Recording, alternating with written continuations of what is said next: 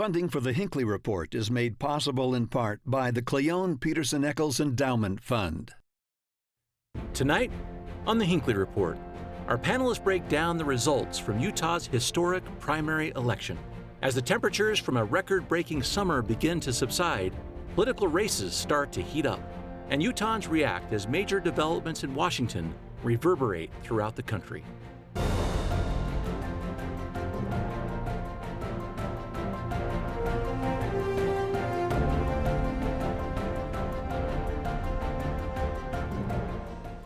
Good evening, and welcome to Season 7 of the Hinckley Report. I'm Jason Perry, Director of the Hinckley Institute of Politics. Covering the week, we have Doug Wilks, Executive Editor of the Deseret News, Maura Carabello, President of the Exoro Group, and Glen Mills, anchor with ABC4 Utah. Well, here we are, Season 7. I can't believe what's happening in the political world. It's about time. A few things happened while we were gone, right? It's true. Exactly. We're going to catch people up, and we're going to get to the heart of what's happening in the races over the summer and what's coming. But let's talk for just a moment about what happened in the primary election. That happened since our show was taking the summer off, and a lot of interesting things happened. Doug, let's start with you about the themes, the major things. We know what happened. Not a ton of surprises, but major themes that we saw develop during those campaigns that we may see going forward into the midterm. One of the main themes, I think, is these primaries happened while you also had the January 6 hearings. And so in some of the races, it's really about, are the January 6 hearings worth it or not? Where do the Republicans align? There's not necessarily unanimity in the Republican Party. So the themes that came for some of the races in the primary were really, who owns the primary? Who owns the party? Are you aligning more with Donald Trump? Are you more in a moderate space, or just where are you? So I think it came about that and about the character of the candidates, because many of the specific issues the candidates aligned, as it relates to the Republican primary at least. So Maura, how did that play in that Trump factor there that Doug was just talking about? Just so people can remember the results, Mike Lee got 62.2% of the vote, Becky Edwards 29.58%, Ali Isom 8.22%.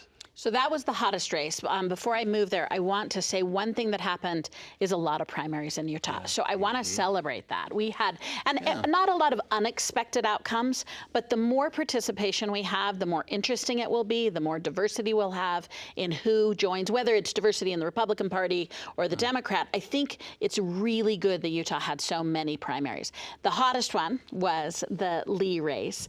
I think Lee comes out with some wind at his sails because he performed well. He really hit some marks. I mean, he hit it in the 60s, which he needed to. I think it was very telling, 2 qualified women. I think for those insiders of us who are watching, you have a narrow shot to knock off an incumbent who still wants to run, always, no matter what the dynamics are. And the more challengers, the harder it is to knock them off.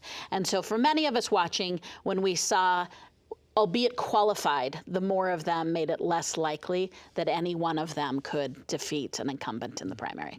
That really was a key storyline to me through the election as well. Just the sheer number of people that felt emboldened to come out and take on an incumbent. We know historically that's a very difficult job. A lot of people, whether it was through feelings of disapproval, in some cases maybe disdain for the incumbents, felt like this is the time I'm going to jump in the ring and make a run. And we saw down the ticket a lot of challengers stepping up. Every single race up for election in the delegation went to primary, more than usual at the state legislature, and even down into the counties we saw challengers stepping up. As you mentioned, overall you have to say it was a really good night for the incumbents, but we did see some get knocked off, a couple in the state senate, a couple in the state house, and some county commissioners lost their bids for re-election as well. And I'll attribute some of the primary to being something I think has been so healthy for Utah, which was originally called Count My Vote. The fact that you could get on the ballot a couple ways. You could go through a traditional party system, get elected by your delegates, or you could signature gather and get on a ballot of a primary.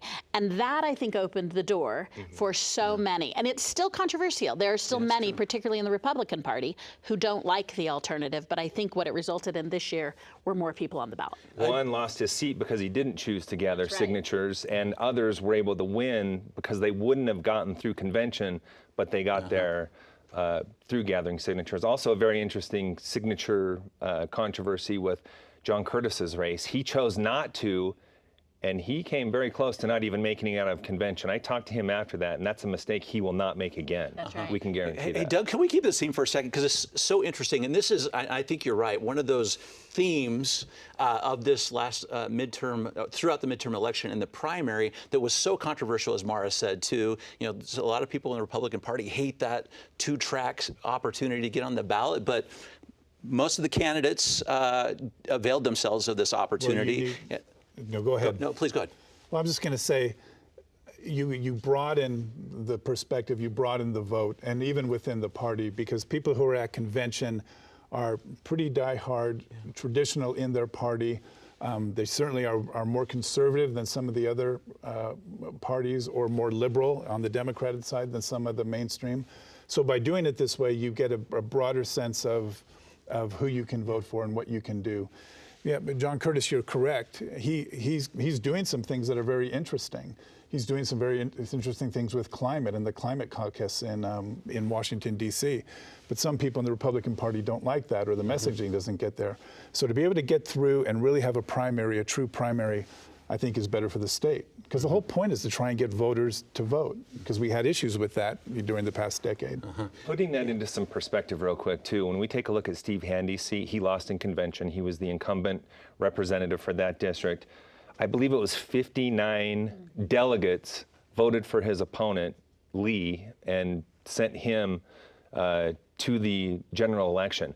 There are more than 18,000 voters in that district. So that gives you an idea of the disparity of who's picking the potential candidate in that one race. And you have to wonder, Steve Handy, would he make that decision again? Probably not, because he's now going to launch a write-in campaign.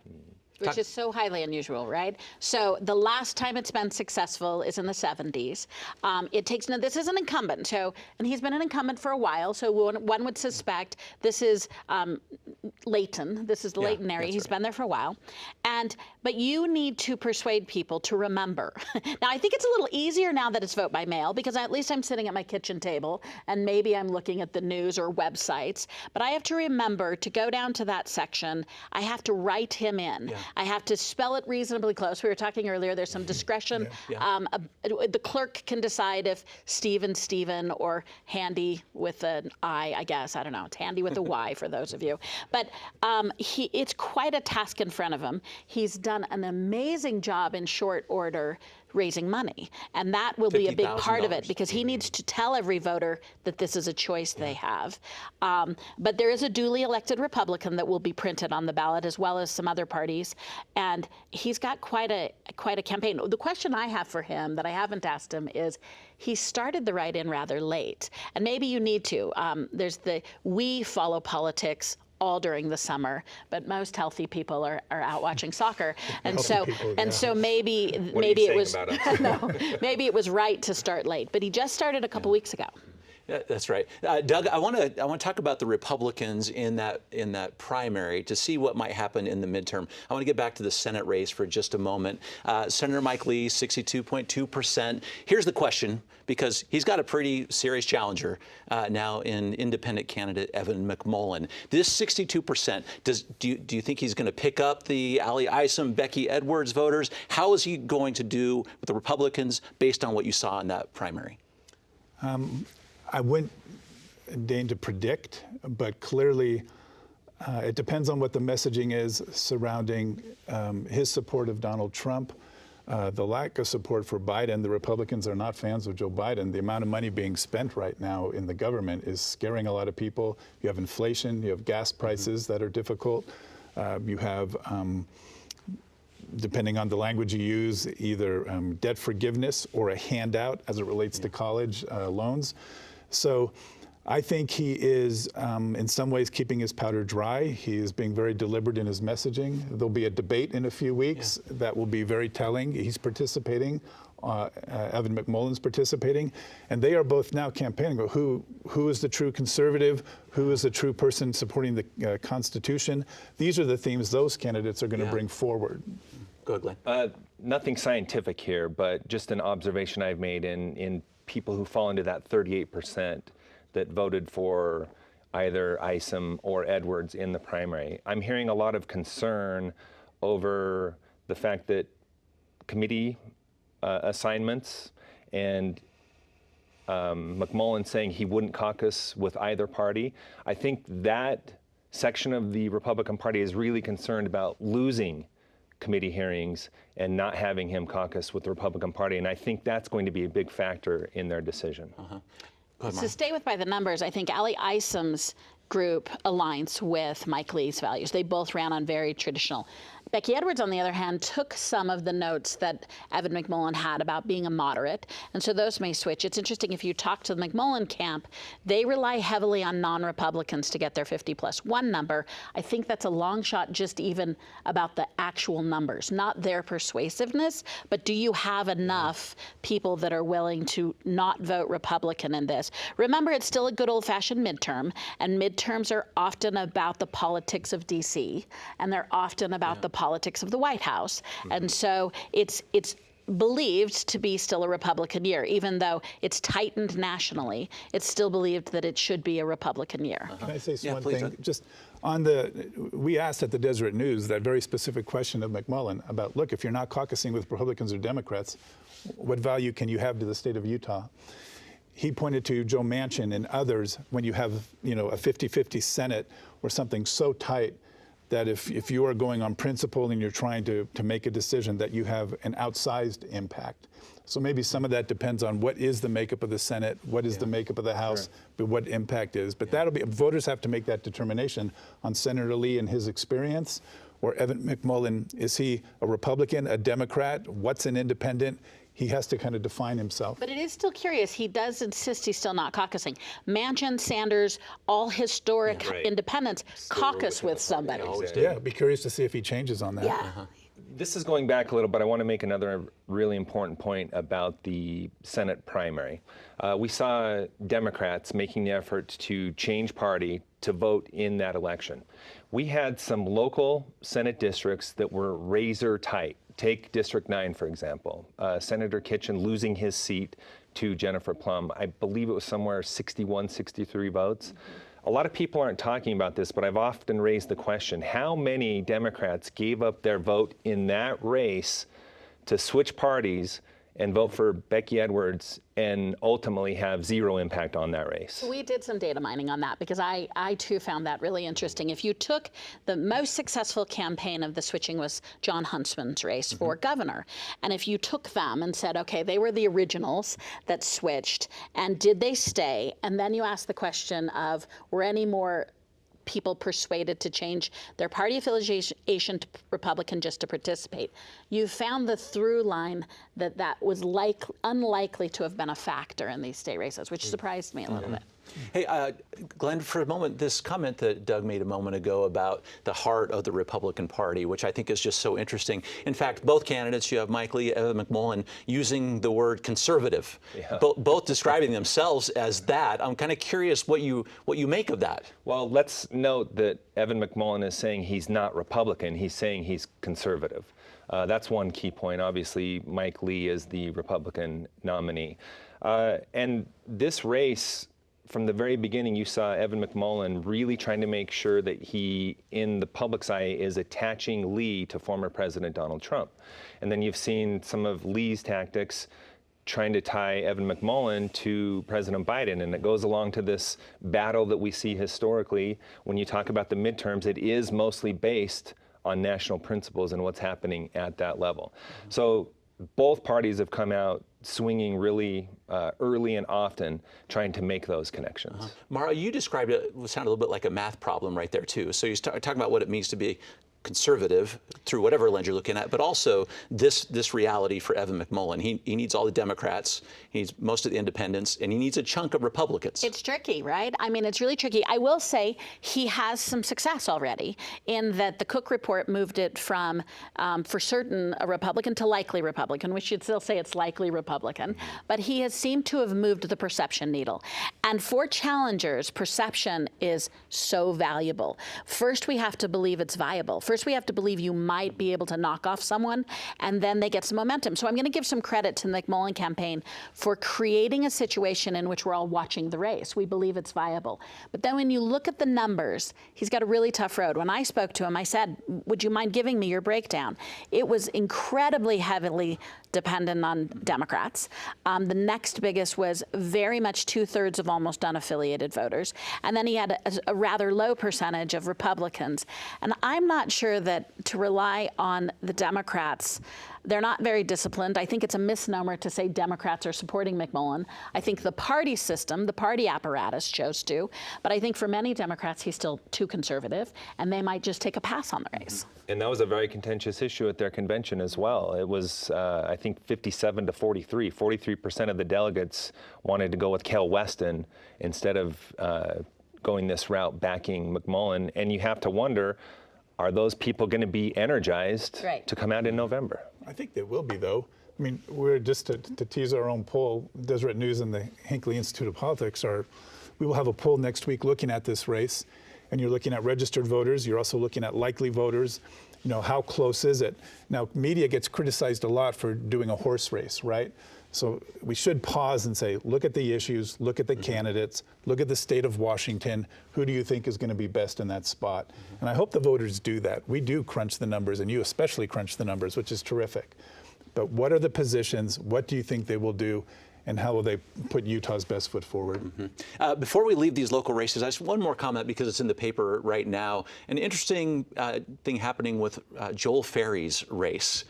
He ran for office, if I remember right, the last 5 elections. He's won by over 70% in his district. But the governor, Glen, let's talk about this, just appointed him to run a state agency. Democrats filed a lawsuit. Just kind of help us understand what's happening there, because it's going to have an implication on who gets that seat. Yeah, so he's on the ballot. He's expected to win in November. So Democrats are trying to take the opportunity to say, look, this is unconstitutional. They made a complaint to the lieutenant governor's office, and she basically came back and said, I find this is not based on anything statutory. So she left him on the ballot, essentially, refused to take him off. So now they're going the court route. But the real story here is he has no intention of serving in the House.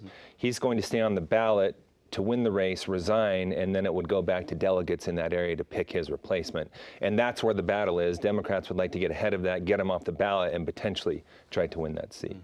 This is the tricky part about politics. I've been thinking a lot about this, and it is hard when good people choose to do politically expedient things, because I don't want to leave out the part where they're good people. Joel Ferry is going to be a tremendous director of natural resources, which is what created the conflict. He serves in House District 1, tippy top of our state, hyper conservative, no doubt about it, a Republican district. He's been a tremendous representative. He was a great choice for Governor Cox to pick, but it created a conundrum where he was serving in 2 branches. Our Constitution is plain spoken. They settled that by him leaving. So what's left is now we go to a different section of the law, which is election law.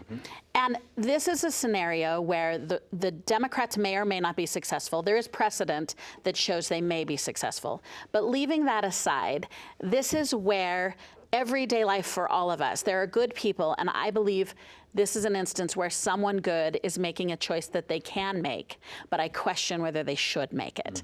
And those situations are hard. They are. The decisions by these folks may make it so that it's the one Democrat that's left.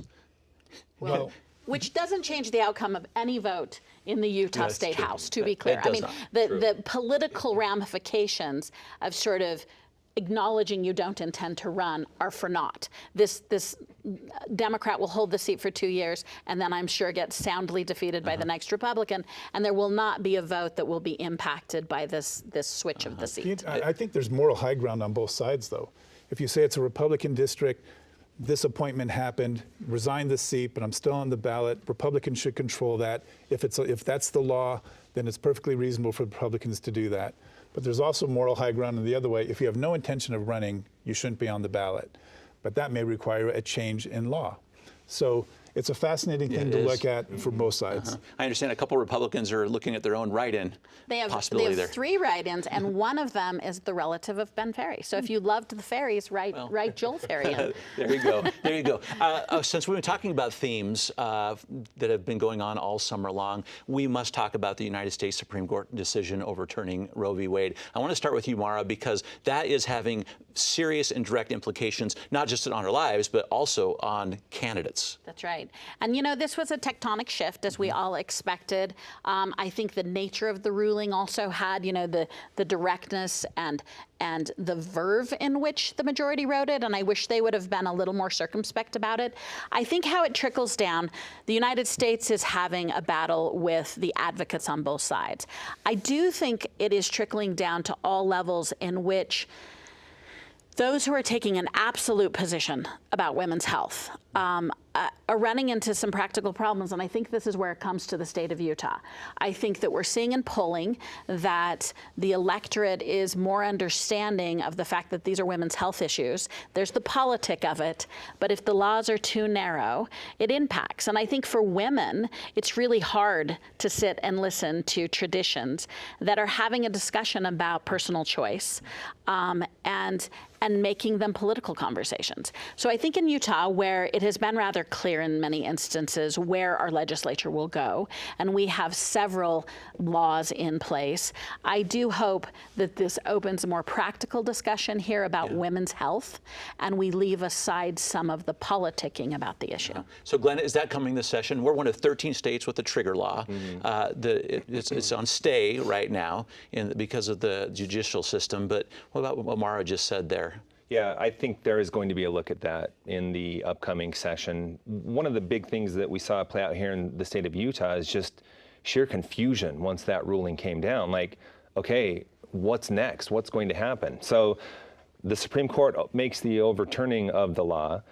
I believe it was that day the legislature comes out and says, okay, we are moving forward with the trigger law. So it was implemented. So that day we're reporting, okay, all abortion, except in very rare case, is now illegal in the state of Utah.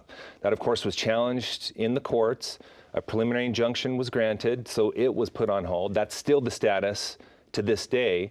And so then we go back to a law that passed, I believe, in 2019, a year before the trigger law, that bans abortion from 18 weeks, and that's where we currently sit at this point. So organizations like Planned Parenthood moving forward with business as usual based on that law, but still a lot of confusion as to how this is going to play out, what's going to happen. And then you have this net of different laws all across the country, where in Grand County, Utah, for example, it could potentially be illegal, but an hour away in Mesa County, Colorado, it's not. So just a lot of chaos and confusion, I would say, developing from this. I might just say that I would hope lawmakers and everyone else would come at this from a position of empathy, right? Medical doctors, the medical profession tries to do no harm. That is the value, and they base on the value. Do you have empathy for women? Do you have empathy for children? Do you have empathy for access to health care in every way? Can you slice every single scenario and make it work? And in some ways, there are details here. Even if you say, okay, in the case of incest or rape, then an abortion might be appropriate. But how do you determine that? And how do you determine it fast enough? And is that a court decision or a medical decision? And as close as we get to the medical decision, take it away from politics, I think the better off we'll be. But empathy is key. I mean, you have to have empathy for the people you're serving, and I hope lawmakers don't forget that. Just in case I wasn't clear, I do believe they will be taking that up this legislative session and looking at those different angles. Maura, one of the interesting conversations around this as well is who does this decision motivate? Right, so we've talked about a lot of the key impacted people, but in the political world as well, just kind of curious what you're seeing out there. Does this decision drive Democrats to the polls? What about the Republicans? Tell us how this works. I think this decision is a motivator across the board unexpectedly, and here's what I think will happen. Already you've seen it make major impacts in states where there's robust dialogue like the Midwest, right? And there's pro and con on both sides. You've seen it be the #1 issue in many midterms. How I think it will impact Utah and what I hear, so this is soft math, is that I do think it is motivating more people than we think, but in Utah, we'll do it quietly. We'll quietly move to people who are more apt to have a more robust conversation of health. You must say, as a female, it feels like a very odd and direct attack to have people discussing my rights. And it's a hard reconciliation. And I think there are many men and women, I don't think it's unique to gender, but I think there are many men and women who are ready to get serious. So I think in the state of Utah, it will make an impact, a subtle impact in who and how you choose your elected officials. We won't discuss it because we don't tend to discuss these moral issues up front in Utah this way. That's one of the most fascinating storylines going into the election to me. We've already discussed how historically you would take a look and you would think, well, this could probably be a good midterm for Republicans based on the fact that we have a Democrat in the White House. They have the House and the Senate right now. So historically, you would think that would change.